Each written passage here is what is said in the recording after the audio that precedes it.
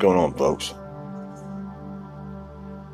I know there's a lot of shit going on in the world right now, but it just keeps getting more out of control by the day. These people are out of control, and no one has to take responsibility for it. Nobody. No one is being held accountable. Burn down businesses, burn down restaurants, beat people up. Nobody's responsible. Well, I know if that was me or anyone I know, we'd be going to prison. They'd be at our doorstep immediately. I posted a video last month and FBI is knocking on my door at 10 o'clock in the morning after Mother's Day. I mean, come on, people. This is a fact. What if I was to told you a month ago that this was going to be happening? Y'all have said I was crazy. What if I tell you that these are the darkest times we've ever faced in the history of the world? Would you believe that? Well, most of you probably would, because you know how bullshit. And I'm not going to tell you anything that I don't believe and know 100%. Well, these are some of the darkest times we've ever faced. But the dark times are almost here. Our country is about to fall down, and people are still sitting at home on their shoulders. Put out a call to arms 2 days ago, and not one single person responded to me that could actually help. I'm not mad at nobody that can't get here, that's fine. Not one person. Nobody. I don't understand that. So, it was me and 5 of my brothers from Fort Worth. That's it. Think about that. Doesn't give much hope, does it? I ain't gonna get into all the details, but if I can't even get 20 people to show up to help me fight off these bastards here, what does that say about all of us as a whole in the rest of the country? What does it take? 'Cause at this point, I don't really know. I mean, it's gonna get worse, but the thing is who's it gonna get worse for? White people? Hispanics? Black people? No, it's gonna get bad for all of us because of these ignorant fucking kids that should have had their asses whooped 15 years ago. But their parents need their asses whooped too. It's amazing. But this is what we're in store for. This is the future that you got coming if we don't do something right now. You understand? Just watch. Is this what you want for our kids and our grandkids? I'll be damned if this is what I leave for mine. If I gotta fight the whole fucking world by myself, I will. I won't make it long, but at least my kids will know that I did something. Because I do not like the way that this is going. But I can't fight all these people by myself. I gotta fight the post office too. Good times.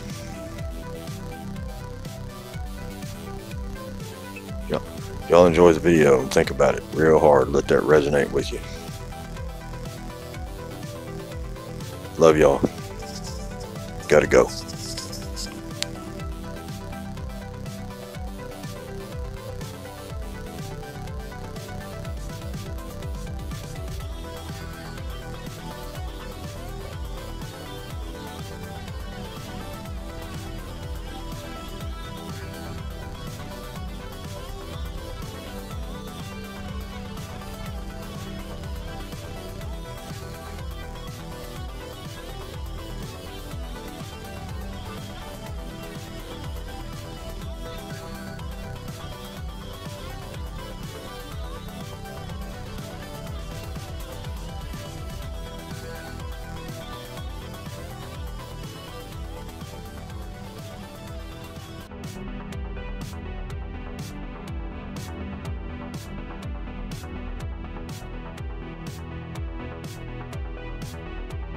7 lanes have been shut down, and as you have seen, it is I'm going to stand up and walk over to the television monitor here so I can see it a little closer. But again, we're counting 7 different lanes, and right now they're not going anywhere. The only person who is going anywhere is our intrepid Doug Richards, who is now making his way onto the freeway. Last time we saw you, Doug, you were below it. Why don't you tell us where you are now? All right. Hey, Jeff. It turns out we're on the shoulder of Interstate I-75 and 85 now. Over in the distance, you will see folks who are blocking the highway. As Crash Clark, I think, said, 7 lanes of highway.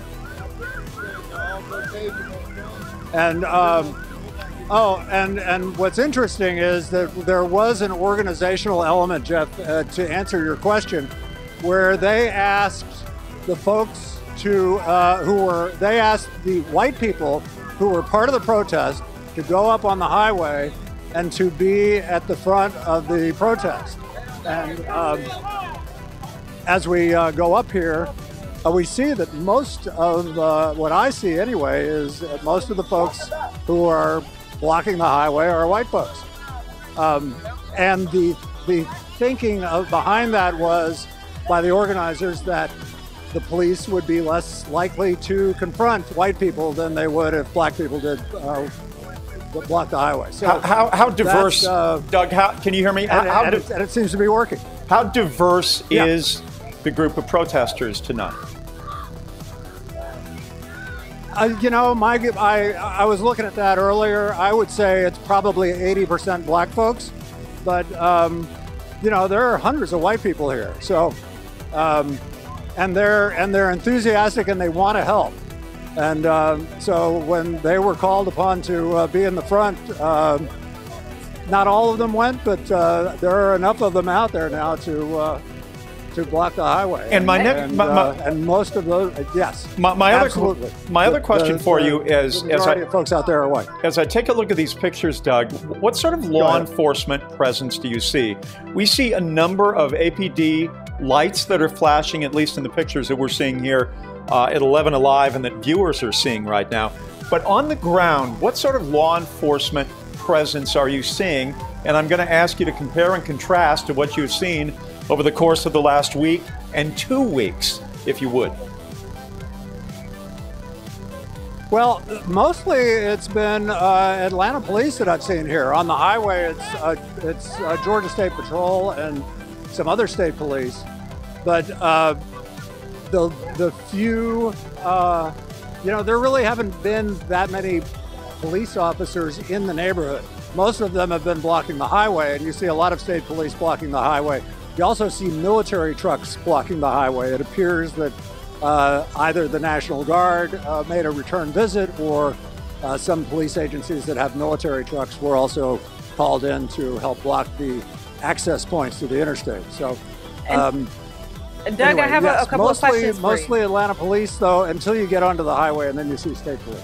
And Doug, I'm seeing some reports on social media. I don't know from your vantage point what you can and can't see, but have you seen officers make any arrests at all since you've been there? I haven't seen any arrests. We saw the confrontation that we talked about a little while ago, where some, you know, smoke bombs were exploded and some bottles were thrown. I didn't see any arrests. There may have been one, but I didn't see any. I haven't seen any arrests. You know, I mean, for the most part, the police are being very restrained. I mean, the fact that they haven't opened the highways and don't appear to be making a move to open the highways, I think is a good gauge of the restraint they're showing at this point. Right, and we've seen the military vehicles move in onto the interstate there. Have you seen any of the National Guardsmen walk out of those vehicles and get into formation, or anything of that sort? No, the police formations have been pretty haphazard, I think. They're, no, there hasn't been any sort of like oh, wait a minute. Well, here we go now. Now a MARTA bus is unloading what appear to be riot-clad What are those? Those appear to be those Atlanta police officers. Yeah, from what we're seeing here, we're seeing Oh. officers in what looks like riot gear getting out of that MARTA bus right now. Lots of them. Yeah, they're coming off of a MARTA bus. They are facing in the wrong direction on the northbound lanes of I-75. There are probably about 60 of them there, and it's unclear where they are going. How are protesters reacting to them coming out off of that bus? Actually, the highway is not being blocked on the side of the road that they are on, which is the northbound side. In order for those folks to be effective against this blockade, they will need to cross this berm here and get on. We did apply for a grant from Soros at one point, just a long time ago. We actually did get a grant from them. There is going to be a need for thousands of people and then millions to come into the streets. We're trying to meet with Tom Steyer. We've been talking to his assistant. We're meeting with his main advisor on impeachment. I think he has political ambitions that he may actually want to not be directly connected. In Los Angeles, San Francisco, New York, this at a certain point dominates the national news. It's a very disruptive force.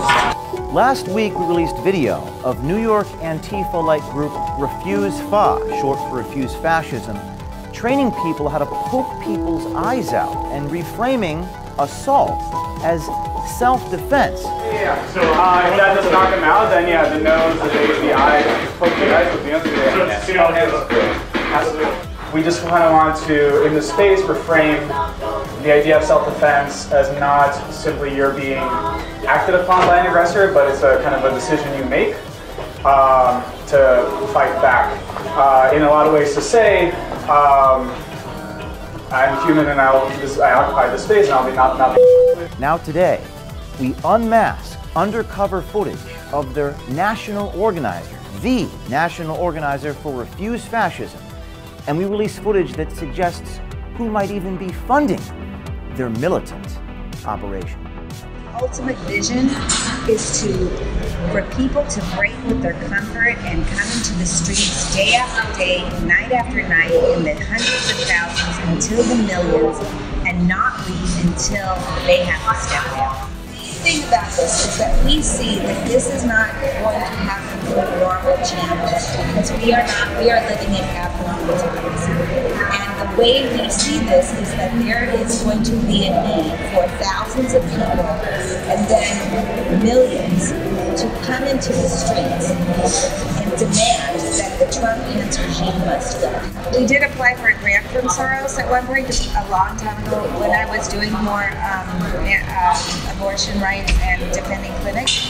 We actually did get a grant from them around, we started a thing called the National Day of Appreciation for Abortion Providers. Contributing money is a huge, look, we are not going to reach millions without millions. That's just straight up. We are not going to do it. We need millions of dollars to reach millions of people. You know, if you can get a meeting with either one of those, Sarah Taylor or Andy Z, it would be a very important experience in your life. We're trying to meet with Tom Steyer. And what? Right now, I don't know if we took the meeting today. We're meeting with his main advisor on impeachment. They kind of, I don't know who that is. It's somebody. That's kind of a big deal. I mean, We're meeting. We've been talking to his assistant. He first said he was going to meet, then he got busy. He made the announcement. Tom Steyer's been retweeting some of our stuff. Yeah. And I wouldn't be surprised if he's going to want to. I think he has. This is only me speaking based on reading newspapers from New York. I think he has political ambitions. Well, yeah, I mean, there's always been the rumor he's going to run for governor. That he may actually want to not be directly connected. It's not just Soros and Steyer who may have interest in groups like Refuse FA and Antifa. It's also our friends in Silicon Valley. Going to be meeting with the person who's donated. His money's not part of the 80,000, but he's donated over 50,000. We have other people who donated 10,000. So actually, you're not first, but you're not first, but you are first. And that if we could have right now $15,000, which is not very much money extra, this $15,000, what I've learned on this tour is we should have 3 of these tours going out to campuses right now. I met with the Electronic Frontier Foundation. I don't know if you're familiar with them. They're the main people for fighting on net neutrality and all this stuff. The Frontier what? The Electronic Frontier Foundation. Okay. It's the main organization that fights for internet privacy, net neutrality. It's a major organization. I met with them. They're in San Francisco, headquartered in San Francisco, and they're going to help us get connected. Our cities are on fire. With riots in the streets and elections at stake, everything seems so organized. It's not a surprise that presidential campaigns might get involved.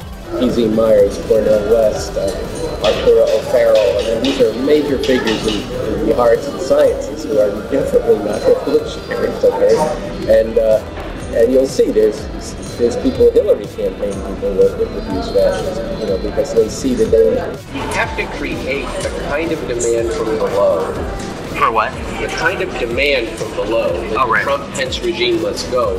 Yeah. Where there's the abolition. Yeah, where there's the kind of situation that did exist in South Korea, where the society itself is both a serious crisis in that, just imagine if, let's put millions aside for a second, that there was 10 to 50,000 people demonstrating in those 5 cities, which if they were demonstrating there, I can tell you from history, it would be spreading like wildfire and storming. That number of people who were protesting, you know, at first maybe every week and then every 3 days and then every other day, where people were coming after work and the streets were flooded every night from 5 o'clock till 1 o'clock in the morning, and there was probably among younger people there'd be a few thousand who stayed overnight. And this was happening in Los Angeles, San Francisco, New York. And this at a certain point dominates the national news. This is just, cities are in a certain sense non-violent demonstrations, but that's still a very disruptive force.